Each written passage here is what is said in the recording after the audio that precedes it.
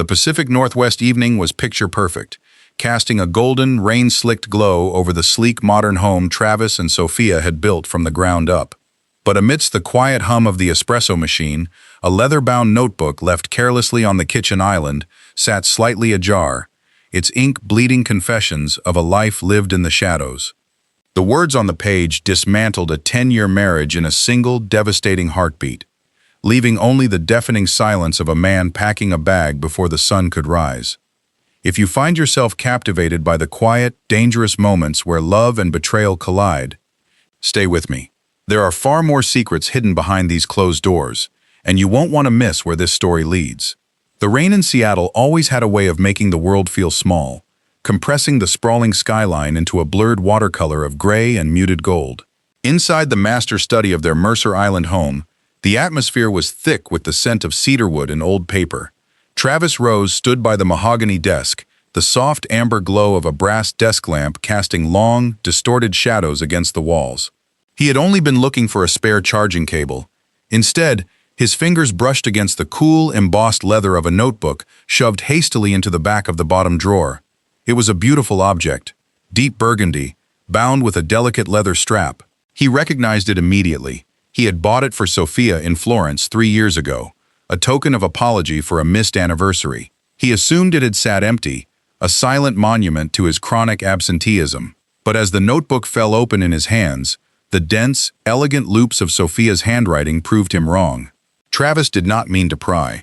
The initial glance was instinctual, a casual scanning of the page, but the name caught his eye, anchoring his gaze with the force of a physical blow. Brett. Brett noticed my new haircut today. Travis looked right through me at breakfast, talking about the Q3 margins. But Brett, he actually looked at me. He asked if I was tired. It's terrifying how much a simple question can break you down when you've been holding your breath for years. The study was entirely silent, save for the rhythmic drumming of rain against the floor-to-ceiling glass. Travis stood frozen. The air in his lungs turned to lead. He turned a page, the dry paper rasping loudly in the quiet room. I didn't want to go to his apartment, the entry from October read. I wanted to go home. I wanted my husband to look at me the way he did when we were building the agency from our living room floor. But when I unlocked our front door, Travis was on a conference call. He held up a finger. Just one finger. Give me a minute. It's always a minute. It's always a year. So I left.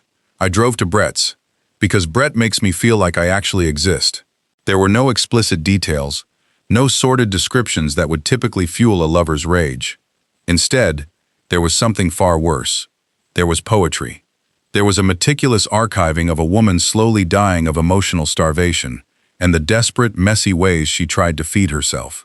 Travis traced the ink with his thumb. A heavy, suffocating numbness began to spread outward from his chest, freezing the blood in his veins. The typical reactions, the urge to scream, to hurl the crystal decanter against the wall, to storm into the bedroom and tear the heavy linen sheets away to demand answers, never came. He looked toward the half-open door of the study. Down the hallway, he could hear the faint, steady rhythm of Sophia breathing in her sleep. She was right there, his wife of 10 years, his business partner, the co-architect of his entire existence. He looked back at the diary. The tragedy wasn't just that she was sleeping with Brett Gold, the freelance creative director they had hired 6 months ago. The profound, quiet tragedy was that Travis understood why. Slowly, methodically, Travis closed the leather cover. He didn't put it back in the drawer. He tucked it under his arm. Moving with the quiet precision of a ghost haunting his own life, he walked to the walk-in closet. He pulled down a single leather duffel bag. He packed 3 shirts, 2 pairs of trousers, his shaving kit, and his passport. He didn't leave a note. Notes were for people who wanted to be found. Notes were for people who wanted to argue. He walked downstairs, the hardwood floors cold beneath his bare feet, slipped on his shoes, and placed his house keys gently on the marble kitchen island next to the espresso machine. Travis stepped out into the freezing rain, the heavy wooden door clicking shut behind him with a finality that echoed into the night. The drive across the I-90 floating bridge was a blur of yellow headlights and unrelenting rain. Travis kept the radio off. The only sound inside the quiet cabin of his Audi was the rhythmic, almost metronomic thud of the windshield wipers. sweeping away water, only for it to instantly return. It felt like a fitting metaphor for the last 3 years of his life. He checked into a luxury hotel in downtown Seattle, just after 2 a.m. The night concierge, a young man with impeccably combed hair and a forced graveyard shift smile, didn't ask questions about the lack of luggage. In this part of the city, a man in a damp trench coat with a single leather duffel bag checking in at this hour was either a casualty of a corporate disaster or a domestic one. Tonight, Travis supposed he was both. Room 814 was aggressively pristine. It smelled faintly of lemon polish and starched linens, a sterile, manufactured perfection that stood in stark contrast to the messy, agonizing reality he had just carried in with him. Travis dropped his bag onto the luggage rack and walked straight to the window. Below him, the city wept. The streetlights bled into the wet asphalt, casting long, distorted reflections that looked like fractures in the pavement. He reached into his coat pocket and pulled out the burgundy leather notebook. He didn't open it. He simply set it on the glass-top desk, positioning it perfectly parallel to the edge. It looked like a piece of evidence, Exhibit A in the trial of his failed marriage. Travis loosened his tie, the silk slipping smoothly through his fingers, and sat on the edge of the king-sized bed. He stared at his left hand. The gold band caught the muted light from the bedside lamp. 10 years. They had celebrated their 10th anniversary 3 months ago at Canlis, drinking vintage Pinot Noir and making a toast to the marketing agency's record-breaking fiscal year. He remembered looking at Sophia across the candlelight, admiring the sharp, professional cut of her blazer, thinking about how formidable they were as a team. He hadn't thought about how she felt as a wife. He hadn't asked. He had just poured more wine and talked about the upcoming merger in Chicago. According to the neat cursive timeline in the notebook, she had slept with Brett Gold in his Capitol Hill loft the very next afternoon. A sudden, sharp ache materialized in the back of his throat. Travis pressed the heels of his hands into his eyes, taking a slow, jagged breath. The silence of the hotel room was deafening. It pressed against his eardrums, heavy and absolute. This was the silence he had chosen. Most men would have stormed up the stairs, thrown the bedroom door open, and demanded answers. They would have shattered the quiet of their Mercer Island sanctuary with screamed accusations and broken glass. But Travis was a strategist. He built empires by understanding leverage, mitigating losses, and never acting on raw, unfiltered emotion. Yelling at Sophia would only allow her to shift the blame to his temper. It would turn a profound tragedy into a common, ugly domestic dispute. More terribly, he knew that if he woke her, if he looked into her dark, tired eyes and asked why, she would tell him the truth. And the truth, the undeniable, suffocating reality that his constant absence had slowly pushed her into the arms of a man who simply had the time to notice her, was something he wasn't ready to hear spoken aloud. Travis slowly twisted the gold band on his ring finger. It slid over his knuckle easier than he expected. He placed it on the nightstand next to the heavy brass lamp, the metal clinking softly against the glass. He didn't sleep that night. He simply sat in the manufactured dark, watching the Seattle rain wash away the city, knowing that when the sun finally rose, the foundation of his entire world would be gone. The morning light filtering through the floor-to-ceiling windows of the master bedroom was pale and gray, the remnants of the night storm clinging to the glass like unshed tears. Sofia Rodriguez stirred beneath the heavy linen duvet. She reached out instinctively, her hands seeking the familiar warmth of her husband, only to find the high thread count sheets on Travis's side flat and completely cold. She opened her eyes, blinking away the sleep. The digital clock on the nightstand read 7:15 a.m. It wasn't unusual for Travis to be gone by this hour. He was a creature of relentless ambition, often at the gym by 5 or already at the downtown office, buried in quarterly projections before the sun fully rose. His absence was a woven texture in the fabric of their marriage, so constant that she had stopped questioning it years ago. Sophia slipped out of bed, pulling a silk robe tightly around her shoulders against the morning chill. She walked down the hallway, her bare feet silent against the Brazilian walnut floors. The house was a masterpiece of modern, minimalist architecture, designed to let the outside in, yet it frequently felt like a beautiful, sterile terrarium. In the kitchen, she went through the motions of a routine that required no thought. She pressed the button on the brushed steel espresso machine, the sudden grinding roar of the beans shattering the absolute stillness of the house. As she waited for the dark liquid to extract, her gaze drifted to the marble island. Travis's keys were sitting there. Sophia frowned, picking up the silver ring. The heavy brass house key and the black leather fob for his Audi dangled from her fingers. A faint ripple of confusion passed through her. Travis was meticulous. He never forgot his keys. She glanced toward the front windows. The driveway was empty. Had he called a black car? She tried to mentally scroll through the schedule he had mentioned, or hadn't mentioned, over dinner. Was he flying to Chicago today for the tech firm merger? The fact that she genuinely didn't know made a familiar, dull ache bloom in her chest. Before she could dwell on it, her phone vibrated on the counter, the screen lighting up with a masked notification. Sophia set the keys down, the metal clinking softly against the marble, and unlocked her phone. "Brett, I can still smell your perfume on my jacket. Are you coming into the city today?" A sudden, sharp rush of heat flooded her veins, chasing away the chill of the empty house. Sophia leaned her hips against the counter, staring at the message. With Travis, she was a business partner, a roommate, a fixture in a beautifully curated life. With Brett, she was the center of gravity. He noticed when she changed her lipstick. He noticed when she was exhausted. He asked questions and actually waited for the answers. Her thumbs hovered over the keyboard. A heavy wave of guilt washed over her, immediately followed by the desperate, clawing need to feel seen. She told herself, as she did every morning, that this was temporary. It was a survival mechanism. She didn't want to leave her husband. She just wanted to survive the loneliness of loving him. She was walking a tightrope, but she believed she held the balancing pole firmly in her hands. "Sophia, I have a board meeting at 10. Might be able to slip away for coffee at noon. Miss you." She hit send, watching the little bubble confirm delivery. Taking a sip of her espresso, Sophia looked out at the rain-soaked evergreens bordering their property. She felt a twinge of unease about the keys on the counter, a faint, inexplicable chill at the nape of her neck. She tightened the belt of her robe, convincing herself it was nothing. She had a company to run, a marriage to maintain, and a secret to keep.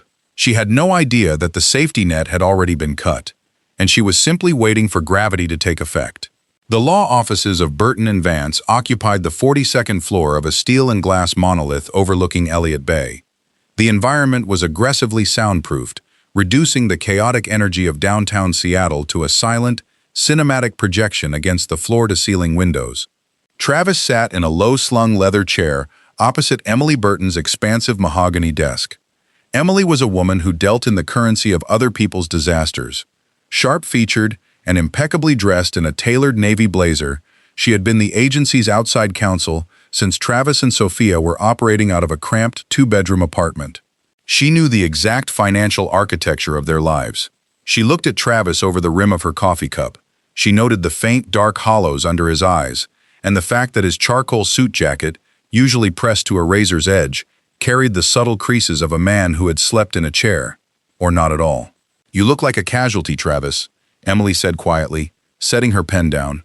"I didn't have you on the books until next Tuesday for the Chicago merger review. What happened?" Travis stared at the polished surface of her desk. He didn't want to say the words. Saying them in this sterile, professional environment would make them real in a way that the dim lighting of his hotel room had not. He took a slow breath, the air feeling jagged in his lungs. "Sophia is having an affair," he said. His voice was entirely flat, stripped of any tonal fluctuation. "With Brett Gold, our freelance creative director." Emily didn't flinch. In her line of work, infidelity was as common as a breach of contract. She simply folded her hands, her expression shifting from friendly curiosity to a calculated, defensive stillness. "Do you have proof?" she asked. "A diary, 3 years' worth of a timeline, to be exact." Travis looked up, his eyes meeting hers. "I left the house last night. She doesn't know I know. She thinks I'm on an early flight." "Okay," Emily murmured, shifting smoothly into tactical mode. She pulled a fresh legal pad toward her. "I can have the preliminary separation agreements drafted by the end of the day. We need to look at your personal assets, the Mercer Island property, and, most importantly, the agency. Given the infidelity clause we built into the founders' agreement." "I don't want a divorce. Not yet," Travis interrupted. Emily paused, her pen hovering over the yellow paper. A faint line of confusion appeared between her brows. Travis, if you're thinking about reconciliation, I strongly advise against making any binding legal moves while you are emotionally compromised. I'm not compromising, Travis said, leaning forward. The chill in his voice made the ambient temperature of the room feel as though it had dropped. I want to sell the agency. All of it. Emily stared at him, genuinely stunned. Sell it? Travis, the agency is peaking. You're on the verge of acquiring the Chicago firm. You and Sophia own 70% of the shares, but you hold the controlling vote. If you force a sale now, you'll be leaving millions on the table. You're talking about burning down your own house to kill a spider. The house is already infected, Travis replied, his tone chillingly even. If I file for divorce now, it becomes a public, drawn-out war. She'll fight for the agency because it's all she has left of her identity. I'm not going to sit across a mediation table and argue over the valuation of a company while she goes home to him. He stood up, walking toward the window to watch the ferries cutting white scars across the gray water of the bay. The profound, suffocating guilt he felt for neglecting his wife had calcified into something hard and unforgiving overnight. He couldn't undo the years he had left her alone, but he could dismantle the very thing that had distracted him. Find a buyer, Emily. A quiet one, Travis instructed, not turning around. Someone large enough to swallow us whole. Keep the valuation completely off the grid until the term sheet is ready to sign. I want the ground beneath her to disappear before she even realizes she's falling. Behind him, he heard the soft, reluctant scratch of Emily's pen against the legal pad. The mechanism of their destruction had officially been set into motion. The offices of Rose and Rodriguez occupied a sprawling, open-plan loft in Seattle's historic Pioneer Square. It was a cathedral of modern commerce, exposed brick walls, industrial steel beams, and rows of sleek MacBooks humming with the collective energy of 50 employees. When Travis pushed through the glass double doors at 6:30 a.m., the space was empty, bathed in the gray, watery light of the Pacific Northwest dawn. He walked slowly down the central aisle, his footsteps echoing against the polished concrete floor. He stopped in front of the primary glass-walled conference room.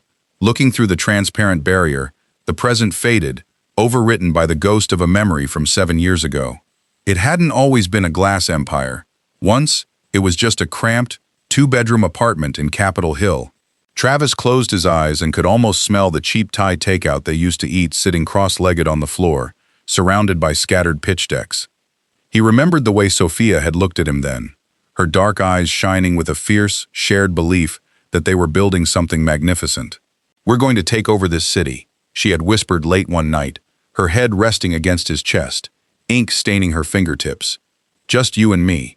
But the empire had demanded a sacrifice, and Travis had unknowingly offered up their marriage. The memories shifted, turning sharper, colder. He remembered a Tuesday evening 2 years ago. It was Sophia's 32nd birthday. She had bought a new dress, a dark emerald silk that draped perfectly over her shoulders. She had stood at the bottom of the curved staircase in their Mercer Island home, waiting. Travis had been pacing the upstairs landing, his phone pressed to his ear, desperately mitigating a PR crisis for a major tech client. "Just give me 20 minutes, he had mouthed down to her, holding up a finger. 20 minutes bled into an hour bled into 3. When he finally came downstairs, the house was silent. Sophia was sitting at the long mahogany dining table, in the dark, eating a piece of cold cake alone. She hadn't yelled, she hadn't thrown anything. She had simply looked at him with an expression of profound, hollow exhaustion. That was the night the first structural beam of their relationship snapped. Travis had been too blind to hear it break. Then came Brett. Travis walked toward his private corner office, but his gaze drifted to the creative department's pod. Brett Gold's desk was there, cluttered with sketch pads and expensive markers. 6 months ago, Brett had been brought in to inject fresh life into their campaigns. Travis remembered a specific morning in the break room. Sophia had been staring blankly at the espresso machine, looking fragile, the dark circles under her eyes hidden beneath heavy concealer. Travis had walked in, grabbed a black coffee, kissed her absently on the cheek, and walked out without a word, his mind already 3 time zones away. But as he glanced back through the doorway, he saw Brett approach her. Brett didn't talk about quarterly margins. He had simply handed her a cup of chamomile tea. "You mentioned your throat was hurting yesterday," Brett had said, his voice low, his eyes fixed entirely on her face. "You look like you haven't slept, Sophia. Sit down for a minute. Let me handle the morning brief." Travis had watched Sophia's shoulders drop. He had watched her let out a breath she had seemingly been holding for years. He had seen the exact moment his wife realized she was visible to someone else. Standing in the empty office, surrounded by the multi-million-dollar agency he had sacrificed everything to build, Travis felt a crushing, suffocating weight press down on his chest. He had constructed a fortress of glass and steel to give his wife the world, only to realize he had locked her inside it, entirely alone. The main conference room of Rosen Rodriguez was a sleek, glass-enclosed aquarium suspended in the center of the bustling agency. From the outside, it was a showcase of transparency and modern corporate synergy. From the inside, on this particular Thursday morning, it was an airless pressure cooker. Travis sat at the head of the long live-edge walnut table, his posture immaculately straight, his expression an impenetrable mask of professional focus. Across from him, Sophia was standing by the digital whiteboard, walking the senior leadership team through the Q4 client retention strategy. She wore a tailored charcoal blazer and a crisp white silk blouse, her dark hair pulled back into a severe, elegant knot. To everyone else in the room, she was the formidable co-founder, brilliant and in total command. To Travis, she was a stranger. He watched the way her hands moved as she gestured toward the projected graphs. He noted the slight, nearly imperceptible hesitation in her voice when her gaze inadvertently drifted toward the creative pod outside the glass walls, where Brett Gold sat, drafting copy. Every time she looked away, a phantom ache flared in Travis's chest, a cold, dark venom mixing with his blood. "If we pivot the budget toward targeted digital acquisitions by mid-November, we can increase our market share in the tech sector by 12%, Sophia was saying, tapping the screen via silver stylus. She looked toward the end of the table. "Travis, you've been quiet. Do you agree with the timeline?" The silence in the room stretched for a fraction of a second too long. All eyes turned to him. Travis looked down at his open MacBook. On the screen, hidden from the rest of the room by a privacy filter, was a secure email from Emily Burton. Attached was a highly confidential letter of intent from the Chicago conglomerate. They were offering a staggering sum to buy the agency outright, provided the transition was immediate and absolute. It was the digital guillotine for everything he and Sophia had built. He slowly lifted his eyes to meet his wife's. The depth of the lie suspended between them was dizzying. She had betrayed their bed. He was about to betray their life's work. "The timeline is aggressive," Travis said, his voice remarkably smooth, betrayed only by a faint, metallic edge. "But it's necessary. I think we need to prepare for a much larger structural shift by the end of the quarter. Consolidate our assets. Make the agency as lean and attractive on paper as possible." Sophia smiled, a genuine, relieved expression that twisted the knife deeper into his ribs. "Exactly. We streamline now. We dominate next year. We." The pronoun hung in the air, hollow and fragile. As Sophia moved to the next slide, her personal phone, resting face down next to her legal pad, vibrated with a short, sharp buzz. The screen didn't light up, but Travis saw her eyes dart down to the device, a fleeting flash of panic, immediately masked by professional poise. She subtly slid the phone under her notepad. Travis felt his jaw tighten until his teeth ached. He knew what the notification was. He knew whose name was waiting on the locked screen. He reached out, picking up his own stylus, and moved his cursor over the digital signature line of the NDA Emily had sent. He didn't look up as he signed his name, effectively initiating the end of Rosen Rodriguez. He simply listened to the sound of his wife's voice, planning a future for a company that, by the end of the month, would no longer exist. The adrenaline that had carried Travis through the morning boardroom meeting had entirely evaporated by midnight, leaving behind a heavy, hollow exhaustion. Room 814 of the downtown hotel was cloaked in shadows, the only illumination bleeding through the window from the towering neon logos of neighboring skyscrapers. Travis sat in the low-slung armchair, his suit jacket discarded on the bed, his tie draped over a lamp. A glass of neat scotch rested on the glass-top table beside him, the amber liquid untouched. In his lap was the burgundy leather notebook. He had read it once in its entirety, fueled by the cold, clinical shock of discovery.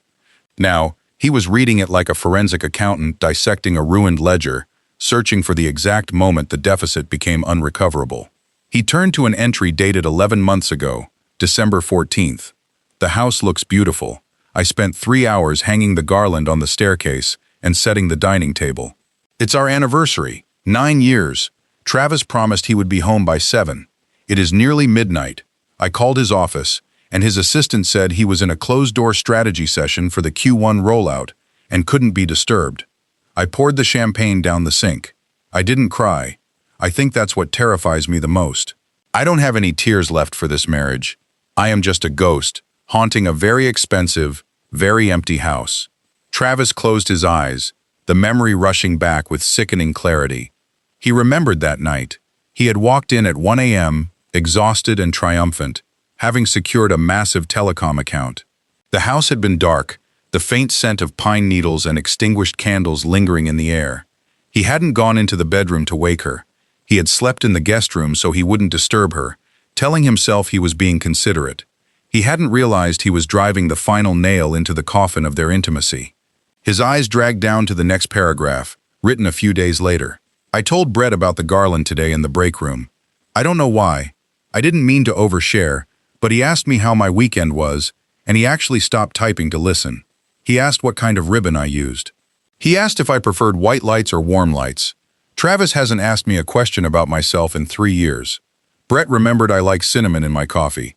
It's pathetic how easily I am crumbling, just because a man remembered how I take my coffee. The dry rasp of the heavy paper sounded unnaturally loud as Travis gripped the edge of the page. A tight, suffocating band constricted his chest. For the past 48 hours, he had armed himself with righteous indignation. He had used her betrayal as a shield to justify the ruthless, surgical dismantling of the agency. He had convinced himself that selling the company out from under her was a proportional consequence for her sins. But sitting in the suffocating quiet of the hotel room, the shield splintered. He looked at the neat, desperate loops of his wife's handwriting and recognized the profound starvation he had inflicted upon her. He had treated their marriage like a completed project, a box checked on a master schedule, while pouring all of his passion, presence, and energy into the agency. He had built a glass empire for them, but he had left her shivering in the cold outside its walls. Travis set the diary down on the table next to the scotch. He leaned forward, burying his face in his hands. The silence of the room offered no absolution. He knew he wasn't going to stop the sale. The machinery was already in motion, and the fracture between them was too deep, too infected to heal. But the cold comfort of being the victim was gone. As he sat alone in the manufactured dark, Travis swallowed the bitterest truth of all. Sophia had pulled the trigger on their marriage, but he was the one who had spent years loading the gun. By Friday afternoon, the atmosphere inside the Pioneer Square offices of Rose and Rodriguez had taken on a subtle, nearly imperceptible tension. To the junior copywriters and graphic designers, it was just another end-of-the-week push. But to Sophia, who had spent the last decade reading the microscopic shifts in the agency's ecosystem, the air felt dangerously thin. It started with the IT department. At 10 a.m., Sophia had tried to access the Q3 financial projections folder on the shared server, only to find her administrative privileges temporarily revoked. A quick, apologetic email from the lead developer cited a routine security migration requested by legal. An hour later, she noticed Emily Burton's paralegal, walking briskly out of Travis's office, carrying a thick, unmarked manila envelope. Sophia sat at her desk, staring at her dual monitors, a cold, heavy stone settling in the pit of her stomach. She picked up her phone. No messages from Travis. Just a lingering text from Brett, asking what she was doing for lunch. For the first time in 6 months, seeing Brett's name on her screen didn't bring a rush of warmth. It brought a spike of pure, unadulterated anxiety. She walked down the central aisle toward Travis's corner office. Through the glass, she watched him. He was standing by the window, his phone pressed to his ear, looking out at the gray Seattle skyline. He looked immaculate in a tailored navy suit, but there was a rigid, mechanical quality to his posture. Sophia knocked twice and pushed the glass door open. Travis ended the call immediately, slipping the phone into his pocket. He turned to face her, his expression perfectly composed, but entirely hollow. "Everything all right?" he asked, his voice smooth and professional. It was the exact tone he used with difficult clients. I was locked out of the Q3 server this morning, Sophia said, stepping into the room and closing the door behind her. IT said it was a legal request. Is there an issue with the Chicago merger? Just standard due diligence, Travis replied without missing a beat. He walked over to his desk, organizing a stack of files with precise, measured movements. Emily wanted a firewall audit before we open our books to their transition team. It should be resolved by Monday. It was a perfectly reasonable explanation. It made absolute business sense. Yet, the stone in Sophia's stomach grew heavier. She looked at her husband, searching the dark, familiar terrain of his eyes for any sign of warmth, any flicker of the man she had built this company with. There was nothing, just a vast, frozen expanse.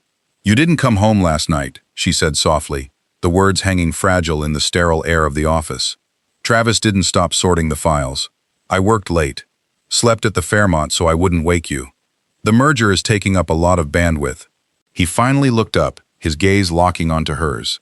For a fraction of a second, Sophia felt completely exposed, as if the glass walls of the office had shattered, and the entire agency could see the dark, ugly truth of what she had done with Brett. She waited for the accusation. She braced herself for the explosion. But Travis simply offered a faint, polite smile that didn't reach his eyes. "I'll likely be there again tonight. Don't wait up." He picked up his briefcase and walked past her, the faint scent of cedarwood and cold rain trailing behind him. Sophia stood alone in his office for a long time after he left. The panic that had been simmering all morning finally boiled over, slick and terrifying. She realized, with sudden, chilling clarity, that the distance between them was no longer a symptom of his neglect. It was a barricade. He was locking her out. She just didn't know yet if it was out of the agency or out of his life. The rain had not stopped for 3 days, washing the vibrant colors of Seattle into a bruised, melancholic gray. Inside Brett Gold's Capitol Hill loft, the atmosphere was usually a sanctuary of warm amber light, the smell of turpentine, and the comforting clutter of a chaotic, creative mind. It was the antithesis of the sterile perfection of Mercer Island. But on Friday evening, sitting on the edge of Brett's unmade bed, Sophia felt only a suffocating sense of entrapment. She had come straight from the agency, her trench coat still damp, her mind racing in a relentless, exhausting loop. The locked servers. The silent lawyer walking out of Travis's office. The absolute, terrifying emptiness in her husband's eyes when he looked at her. "You're a million miles away," Brett said softly. He was leaning against the exposed brick wall, holding a mug of tea, watching her with that intense, unwavering focus that had initially broken through her defenses. 6 months ago, his gaze had felt like a lifeline thrown into deep water. Tonight, it felt like an interrogation spotlight. "I'm just tired," Sophia murmured, rubbing her temples. "The merger with Chicago is draining every ounce of energy we have. Travis is practically living at the office." Brett set the mug down on a wooden crate serving as a nightstand. He walked over, kneeling on the floor in front of her, and gently pulled her hands away from her face. His palms were warm, calloused from holding drafting pens. "It's not just the merger, Sophia," Brett said, his voice dropping into a low, persuasive register. "You're vibrating with anxiety. Every time his name comes up, you freeze. You don't have to live like this anymore. The hiding, the excuses, the scraps of attention he throws you when it's convenient for his schedule." Sophia looked down at their intertwined fingers. A sharp, ugly truth began to crystallize in her chest. Brett was offering her an exit, a door leading out of the cold, glass fortress of her marriage. But looking at the bohemian disarray of his loft, she realized with sickening clarity that she didn't want to walk through it. She didn't want to build a life with Brett. She just wanted Travis to love her the way Brett did. The affair had never been about finding a new husband. It had been a desperate, destructive cry for the one she already had. "I can't just walk away, Brett," she whispered, the words tasting like ash. "We built the agency from nothing. It's my entire life, my identity." "And what about your soul?" Brett pressed, his grip tightening slightly. "He doesn't see you, Sophia. He never has. You're a line item on his balance sheet. Leave him. Let him have his cold corporate empire. We can start over." The plea was romantic, earnest, and entirely naive. Brett didn't understand the complex, iron-forged architecture of a 10-year marriage built on shared ambition. He didn't understand that severing ties with Travis meant tearing out half of her own spine. "You don't understand the leverage he has," Sophia said, pulling her hands back, a sudden defensive edge sharpening her tone. The image of Travis signing the NDA in the glass boardroom flashed in her mind. "Something is happening. He's locking me out of the financials. He's moving pieces on the board, and I can't see the strategy." "Then jump before he pushes you," Brett countered, frustration finally bleeding into his attentive demeanor. "Stop letting him dictate the terms of your existence." Sophia stood up, smoothing the wrinkles from her skirt with trembling hands. The loft, with its warm lights and earnest artist, suddenly felt like a child's playhouse, a temporary escape from the brutal, high-stakes reality waiting for her downtown. "I have to go," she said, picking up her leather bag. "Sophia," Brett called out as she reached the door, the hurt in his voice palpable. "If you walk out right now, you're choosing the ghost over the living." She paused with her hand on the cold brass knob. She wanted to tell him that she was already a ghost, that the woman he thought he loved was just a fractured reflection of a broken wife. But she said nothing. She simply opened the door and stepped out into the damp, freezing stairwell, entirely unaware that the empire she was rushing back to protect had already been sold to the highest bidder. Saturday morning in the financial district was a study in absolute stillness. The towering steel structures that pulsed with frantic energy during the week were reduced to silent, towering monoliths against the bruised Seattle sky. Inside the boardroom of Burton and Vance, the quiet was even more profound, insulated by thick acoustic glass and the heavy, expensive carpet. Travis sat alone at the center of the massive mahogany table. In front of him lay a leather folio containing the final, binding term sheet from the Chicago conglomerate. It was a dense stack of legal paper, 70 pages long, that effectively reduced a decade of sleepless nights, shared ambition, and the complete sacrifice of his marriage into a 9-figure valuation. Emily Burton walked into the room, carrying 2 cups of black coffee. She set one down near Travis's right hand. She didn't sit. Instead, she stood by the window, looking out at the gray waters of Puget Sound, giving him a measured, professional distance. "The wire transfers for the escrow accounts are staged," Emily said, her voice low, mindful of the heavy silence in the room. "Once you sign, the majority shareholder transfer is legally binding. The conglomerate's transition team will take operational control at 8 a.m. on Monday. At that exact moment, an automated company-wide email will go out." Travis stared at the signature line on the last page. Travis Rose, CEO and majority shareholder. He picked up the heavy Montblanc pen resting beside the folio. The metal was cold against his fingers. He thought about the Capitol Hill apartment. He thought about the smell of cheap Thai food and the way Sophia used to trace the edges of their first pitch decks with ink-stained fingers. He thought about the fierce, intoxicating pride in her eyes when they landed their first $1 million account. They had poured every ounce of their humanity into building Rose and Rodriguez. It was their child, the only living thing their marriage had produced. And now, he was about to put a pillow over its face. "Travis," Emily said softly, turning away from the window. It was the first time in a decade he had heard her tone soften beyond professional courtesy. "I am your lawyer, and I am telling you that this deal is flawless. But as someone who watched you two build this from the ground up, you don't have to do this. You can file for divorce. You can untangle the assets in mediation. You don't have to burn down the house." Travis kept his eyes fixed on the paper. "If we go to mediation, she will fight for the agency. She will cling to it because it is the only piece of us that still looks beautiful on the surface. But the foundation is rotten, Emily. I let it rot." He uncapped the pen. The soft click echoed in the large room. "She used this company as an excuse to survive our marriage." "I used it as an excuse to avoid it," Travis said, his voice entirely devoid of inflection, a dead, flat calm. "I am not burning down the house out of anger. I am tearing it down so neither of us can hide in it anymore." He pressed the nib to the thick paper. He didn't hesitate. He signed his name with the same sharp, decisive strokes he used on multi-million-dollar client contracts. Then, he turned the page and signed the non-compete. Then the asset forfeiture. 5 signatures. It took less than 40 seconds. He closed the leather folio and pushed it across the polished mahogany toward Emily. It was done. A bloodless, devastating coup executed in total silence. There was no triumphant rush of adrenaline, no vindictive thrill. As Travis stood up, leaving his coffee untouched, he felt only a vast, terrifying emptiness. The empire was gone, sold to strangers in Chicago. All that remained now was the weekend, a ticking clock counting down the hours until Monday morning, when the ghost ship he and Sophia were standing on would finally, officially sink. The automated email hit the inbox of every employee at Rosen Rodriguez precisely at 8 a.m. on Monday. It arrived with a synchronized chorus of soft electronic chimes across the open-plan loft. Sitting at her desk, Sophia clicked the bold subject line, her eyes scanning the blocks of corporate jargon. Immediate transition of leadership, complete acquisition, conglomerate integration.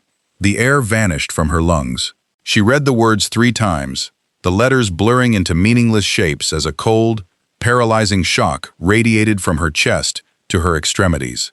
He had sold it. Travis had sold their life's work out from under her without a single word of warning. Sophia stood up. The agency was eerily quiet, the junior staff reading the same email in stunned silence. She didn't look at any of them. She didn't look at Brett, who was standing by the coffee machine with his phone in his hand, a confused frown on his face. She walked straight down the center aisle, her heels clicking sharply against the concrete floor, toward the corner office. Travis was already packing. A single cardboard box sat on his immaculate desk, holding a few framed photographs and his architectural awards. He was wearing a dark gray suit, looking entirely composed, an executioner who had already washed his hands of the blood. Sophia closed the glass door behind her, the heavy click sealing them inside the soundproof aquarium. "You sold it," she said, her voice a brittle, trembling whisper that sounded foreign to her own ears. "You sold my company. How could you do this?" Travis stopped placing a plaque into the box. He looked up, his gaze meeting hers with a steady, devastating calm. "I sold my shares, and I executed my controlling vote on yours. The wire transfer for your half of the buyout cleared an hour ago. You are an extraordinarily wealthy woman, Sophia, but you are no longer a partner." "You have no right!" Sophia stepped forward, her hands shaking, the polished veneer of the executive entirely shattered. "We built this together. You don't get to just burn it down because you decided you're tired of the pressure." Travis watched her for a long moment. The anger in her eyes was genuine, the betrayal sharp and bleeding. It would have been almost comical if it weren't so profoundly tragic. He reached into the leather briefcase resting on his chair. He pulled out the burgundy leather notebook and placed it gently onto the glass surface of the desk. The silence that followed was absolute. It was the sound of a world ending. Sophia stared at the diary. The color drained from her face, leaving her pale and hollowed out. Her lips parted, but no sound came out.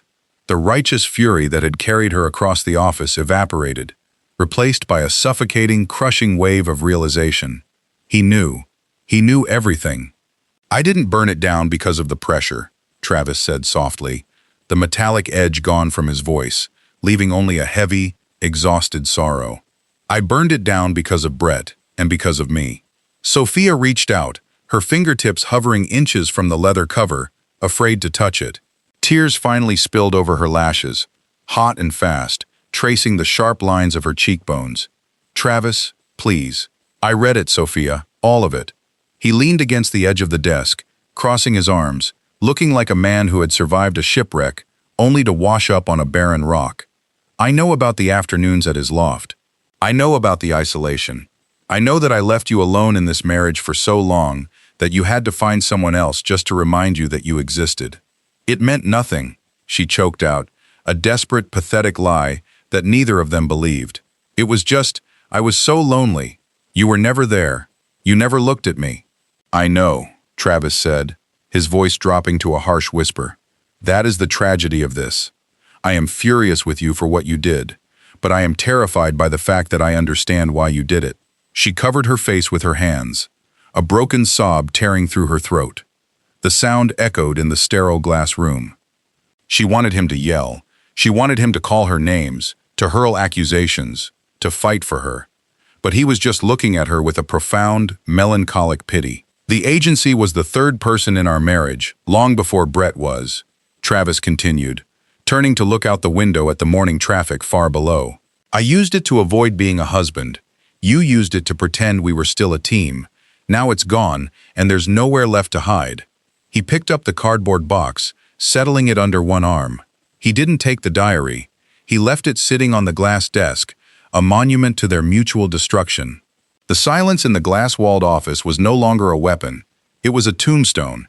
It pressed against the floor-to-ceiling windows, drowning out the faint, rhythmic drumming of the Seattle rain. Travis stood by the door, the small cardboard box resting securely under his right arm. It contained precisely 10 years of his life, reduced to a few framed photographs and a handful of awards. Everything else, the multi-million-dollar agency, the Mercer Island estate, the illusion of his perfect marriage, had been systematically dismantled and sold off. Sophia remained standing by the desk. The tears had stopped falling, leaving her eyes red, and her immaculate makeup subtly fractured. She looked down at the burgundy leather diary resting on the glass surface. The book contained all her secrets, all her desperate cries for attention, and the damning evidence of her affair with Brett. Travis had left it there, not as a final accusation, but as an acknowledgement of the truth they had both tried to ignore. "What happens now?" Sophia asked. Her voice was a fragile, hollow thread. She wasn't asking about the corporate transition or the lawyers. She was asking about the vast, terrifying empty space that now stretched out in front of them. Travis adjusted his grip on the box. He looked at her, really looked at her, for what felt like the first time in years. He saw the brilliant, fiercely ambitious woman he had fallen in love with in a cramped Capitol Hill apartment. He also saw the exhausted, deeply lonely wife he had inadvertently created. "Now, we figure out who we are without all of this," Travis said quietly, his gaze sweeping over the sterile perfection of the corner office before settling back on her. "You don't have to hide in Brett's loft anymore, Sophia. And I don't have to hide in this room. We're finally out of excuses." He didn't wait for a response. There was nothing left to say that wouldn't simply be dragging a knife through an already fatal wound. Travis turned the handle and stepped out of the office. The main floor of the agency was entirely silent. The 50 employees had stopped pretending to work. They stood by their desks, a sea of bewildered faces illuminated by the pale glow of their monitors. Travis walked down the central aisle. He didn't rush. He didn't lower his head. As he neared the exit, his eyes briefly met Brett Gold's. The creative director was standing by the glass partitions, looking pale and uncertain, the romantic fantasy of rescuing a trapped wife abruptly shattered by the brutal, high-stakes reality of corporate erasure. Travis didn't glare at him. He felt absolutely no hatred toward the man. Brett was merely a symptom of a disease Travis and Sophia had allowed to fester in the dark. Travis gave him a brief, dismissive nod, a silent passing of a burden, and kept walking. He pushed through the heavy double doors and walked to the elevators. He pressed the down button. The metal doors slid open with a soft chime, and he stepped inside, watching the frosted glass of Rose and Rodriguez disappear as the doors closed, sealing away a decade of shared history. Down on the street level, the rain was coming down in sheets, washing the gray concrete of Pioneer Square clean. Travis stepped out from under the awning, letting the cold water hit his face, soaking into the shoulders of his dark suit. He had no agency. He had no wife. He had an ocean of wealth in an offshore escrow account and a silence in his chest that was absolute. 40 stories above him, in an office that no longer belonged to her, Sophia picked up the burgundy leather notebook. She held it against her chest, standing entirely alone in the glass fortress they had built, finally understanding the catastrophic price of the empire they had craved. Travis pulled his coat collar up against the wind and began to walk.